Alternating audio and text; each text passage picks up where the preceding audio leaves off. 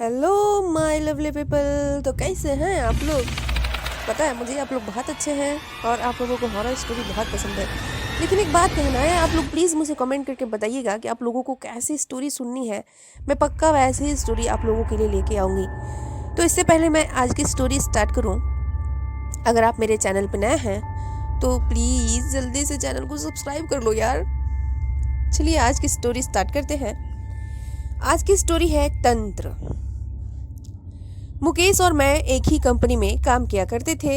एक रोज हमें ट्रेनिंग पर भेज दिया गया। हमारी इससे पहले औपचारिक बातें ही हुआ करती थीं, पर ट्रेनिंग पर हमें एक दूसरे को जानने का मौका मिला। हमें कमरे में एक साथ ही रुकना था। साथ रहकर हम आपस में काफी घुल मिल गए थे। अक्सर रात को मुझ पर से चादर हट जाती थी तो मुकेश मुझे चादर उड़ा दिया करता था। मैंने उससे पूछा, क्यों जागते रहते हो रात भर? मेरी तो आदत है करवट बदल बदल कर सोने की, चादर तो टिकती ही नहीं। मुकेश ने मेरी बात का कोई जवाब नहीं दिया। अगले दिन वो कुछ शांत नजर आने लगा। रात को सोते समय मुकेश ने जो मुझे बताया वो न केवल दिलचस्प था, बल्कि कुछ ऐसा था जो मैंने ना तो कभी सुना था और ना ही कभी महसूस किया। ऐसा कम ही देखने को मिलता है। बात केवल विश्वास की रह जाती है। मुकेश ने कहना शुरू किया कि आप शायद यकीन ना करें, 2003 का साल था। टीवी देखना, लाइब्रेरी जाना, दोस्तों से मिलना जुलना मेरी दिनचर्या बनी हुई थी। ऐसे में एक दिन मैं अपने दोस्त से मिलने उसके घर गया हुआ था। पता चला मेरे छोटे भाई दिनेश की तबीयत खराब है। मैं तुरंत घर को निकल पड़ा। वहां देखा परिवार के सभी लोग मौजूद थे। दिनेश जोरों से चीख रहा है, जैसे उसे किसी तरह का दर्द हो रहा है। उसकी हालत बिल्कुल भी देखने लायक नहीं थी। 3-4 लोग भी मिलकर उसे संभाल नहीं पा रहे थे। पिताजी ने कहा, उसे तुरंत डॉक्टर के पास ले चलते हैं।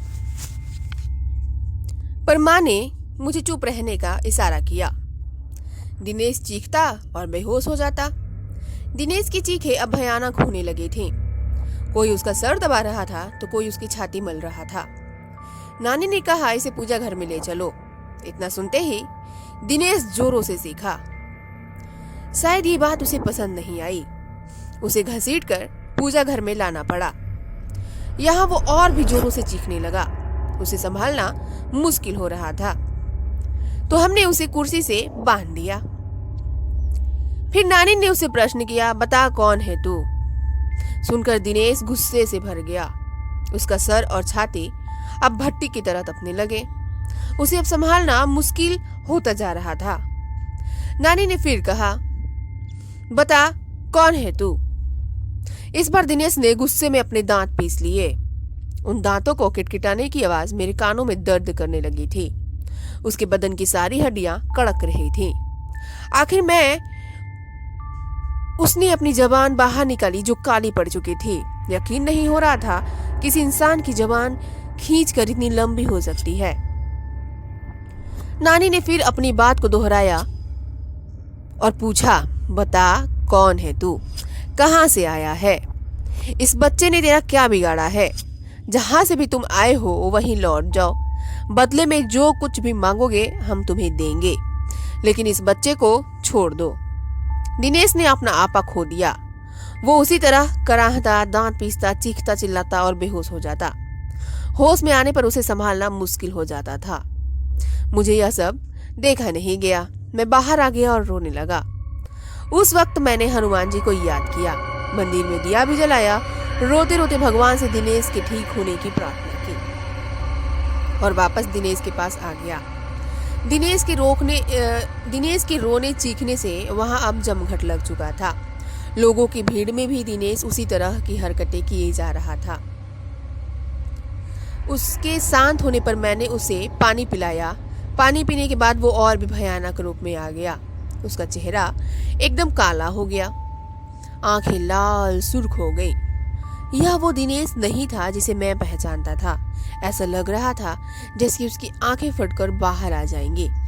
पास जाने पर वो हर किसी को काटने को दौड़ता, अपना मुंह नोचने लगता और फिर शांत हो जाता और रोने लगता।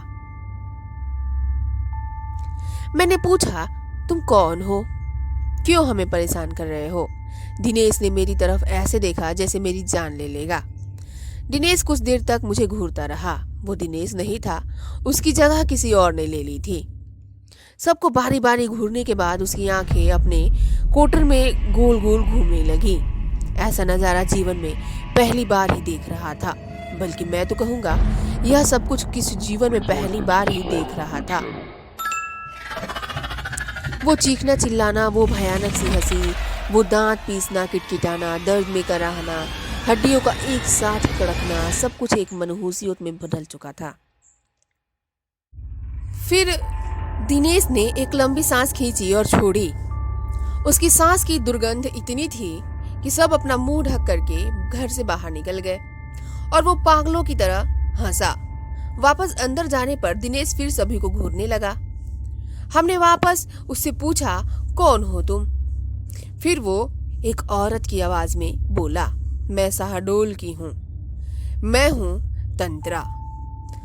इसने मुझे जगा दिया है, मैं इसे नहीं छोड़ूंगी, इसे अपने साथ लेकर जाऊंगी। और हंसने लगी। हमने कहा, जो तुम मांगोगी हम तुम्हें देंगे, पर इसे छोड़ दो। वो दुष्ट आत्मा अब अपने पूरे रूप में आ गई और बोली, मुझे एक मटकी, 4 नारियल, चुनरी, सिंगार का पूरा सामान ला कर दो तो मैं चली जाऊंगी, नहीं तो इसे अपने साथ ही लेकर जाऊंगी। जल्दी करो और दफा हो जाओ, जल्दी करो, ये सामान लेकर ही आना, वरना इसे तो मैं चबा जाऊंगी। और हंसने लगी। हम सबके चेहरे पीले पड़ गए। माँ और मैं तेजी से बाजार की तरफ निकले। रास्ते में माँ रोने लगी तो मैंने उन्हें दिलासा दी कि सब ठीक हो जाएगा।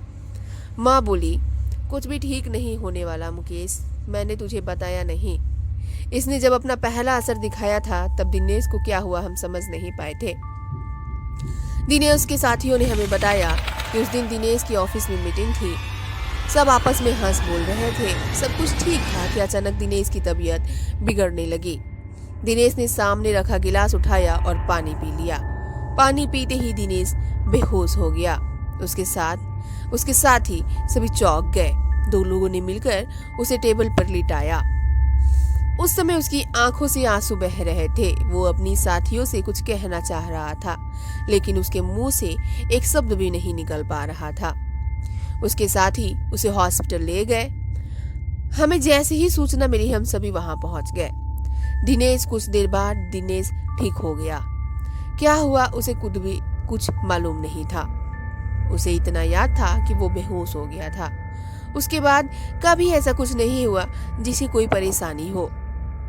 तुम ठीक कह रही हो माँ, उसके बाद भी कुछ हुआ जरूर था। क्या मतलब?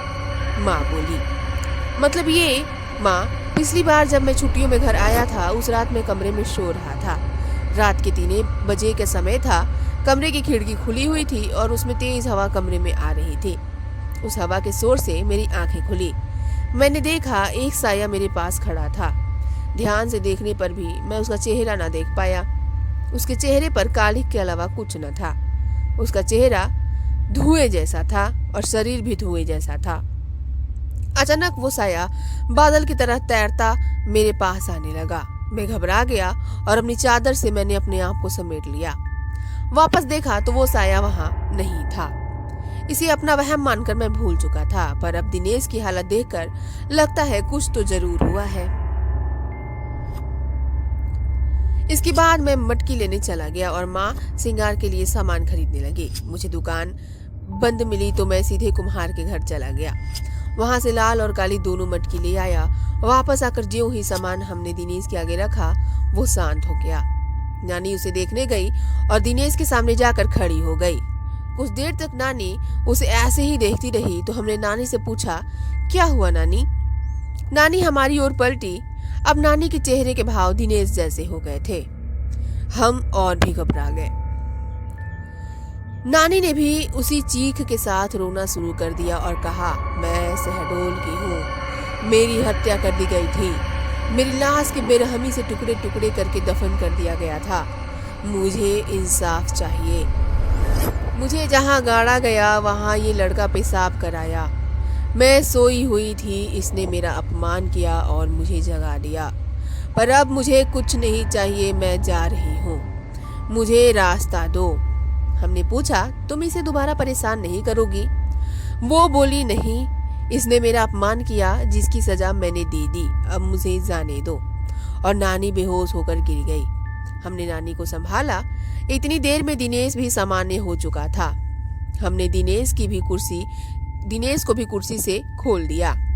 फिर कुछ दिन और बीते। दिनेश को काम के लिए भोपाल जाना पड़ा। दिनेश और ऑफिस के कुछ लोग होटल में रुके। होटल में आधी रात को लोगों ने शिकायत की कि वहां कमरे से रोने की आवाजें आ रही है। होटल कर्मी ने जाकर देखा तो वो आवाजें दिनेश के कमरे से आ रही थी। कमरा अंदर से बंद था। तो होटल कर्मी ने दूसरी चाबी से कमरे का दरवाजा खोला। सामने दिनेश था, होटल की चादर में पूरा लिपटा हुआ और जमीन से 2 फुट ऊपर हवा में उसका शरीर तैर रहा था। उसके मुंह से अजीब अजीब आवाजें आ रही थीं। इस भयानक नजारे को देखकर उन लोगों के दिल दहल गए। कुछ लोग तो भाग खड़े हुए। बाकी लोगों ने दिनेश को पकड़ा तो वो चीख पड़ा और चिल्लाने लगा। लोगों ने पुलिस को फोन कर दिया। शांति भंग के आरोप में पुलिस दिनेश को ले गई। उसके साथियों ने उसे छुड़ाया। उसके बाद दिनेश का लगातार यही हाल रहा। किसी ने मांडल के जंगलों में एक तांत्रिक होने की बात हमें बताई। शायद वो दिनेश को ठीक कर सके। हमने उसे बुलाया। उस तांत्रिक ने भी आत्मा से बातें की तो उसकी वही मांग शुरू हो गई। मटकी, 4 नारियल, चुनरी और श्रृंगार का सामान। अभी तक याद है कि मुझे वो किस तरह अपनी मांगे दोहराती थी। इन सब के साथ उसने शराब भी मांगी। रात के समय शराब कहीं भी नहीं मिली। मैं भागा भागा अपने मोहल्ले की उन गलियों में गया जहां से मुझे गुजरना भी गंवारा नहीं था।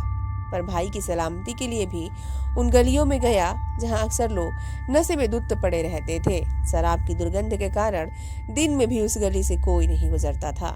वहां जाकर मैंने उन लोगों से शराब मांगी तो उन्होंने कहा, क्या आज तू भी पिएगा? आजा आजा, बैठ यहाँ, आज तू बेटा सारे गम भूल जाएगा। मैं गम भुलाने नहीं आया हूँ। मेरे भाई की तबीयत खराब है, उस पर ऊपरी साया है। तांत्रिक शराब से पूजा करेगा और यह सब जानने के बाद उन्हें अपनी शराब की बोतल मुझे दे दी, जिसे लेकर मैं लौट आया। इसके बाद शराबियों से मेरी नफरत कम हो गई। तांत्रिक ने पूजा शुरू की। रात भर तांत्रिक पूजा करता रहा। दिनेश कभी चीखता, कभी चिल्लाता, कभी दर्द में कराहता, कभी गुस्से में तांत्रिक को गालियां देता, कभी मुझे घूरता, कभी तांत्रिक को घूरता।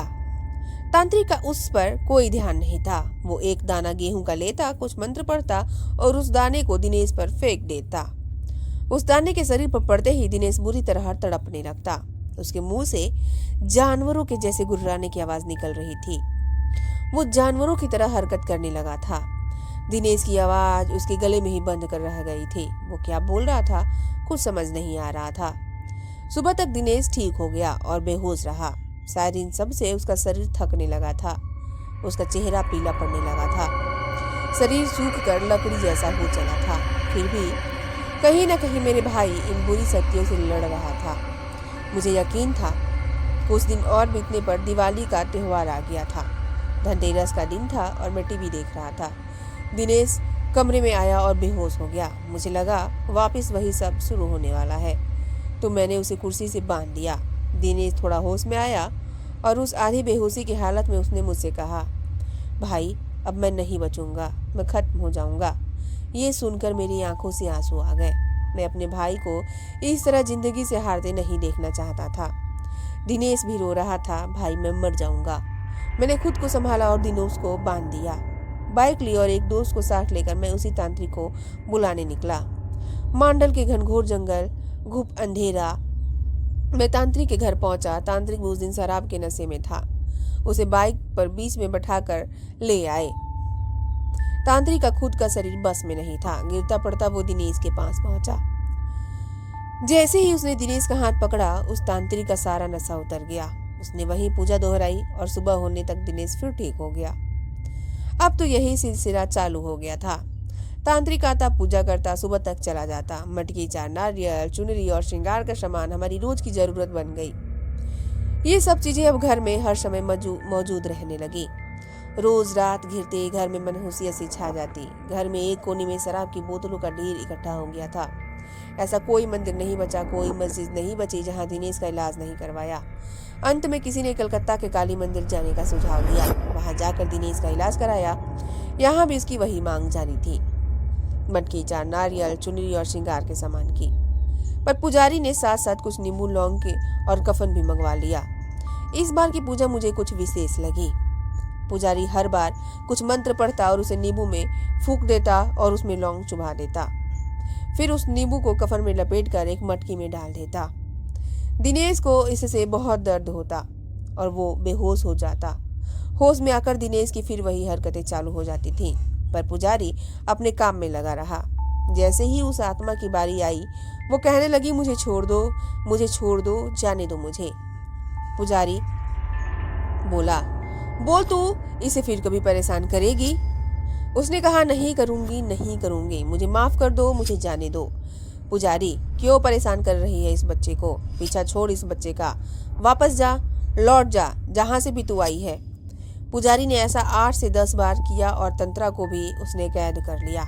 अंत में पुजारी ने वो मटकी हमें दी और कहा, इस बच्चे के अंदर दुष्ट आत्माओं ने डेरा जमा लिया था। सारी आत्माओं को इस मटकी में कैद कर दिया है। इसे ले जाकर शमशान में गाड़ दो और ध्यान रहे नंगे पैर ही जाना। हम उस मटकी को शमशान गाड़ आए। ताज्जुब तो यह था कि पूरा रास्ता जंगल होकर गुजरता था। रास्ते में नंगे पैरों पर एक भी कांटा न चुभा। ऐसा लग रहा था जैसे रूई पर चलकर हम उस जगह तक पहुंचे थे। इसके बाद दिनेश ठीक तो हो गया, पर काफी कमजोर हो चला था। केवल खाने और दवाइयों के लिए ही बिस्तर से उठ पाता था। इस वाकये के बाद मेरा उन चीजों पर भी विश्वास हो गया जिन्हें मैं पहले कभी नहीं मानता था। 5 सालों तक इस मुसीबत को झेलने के बाद हमारी माली हालत खराब हो गई थी। सर पर कर्जा हो गया था। धीरे धीरे हम भाइयों ने वो कर्जा भी चुका दिया। हम कई और दिनों तक दिनेश की देखभाल में रात भर जागते थे।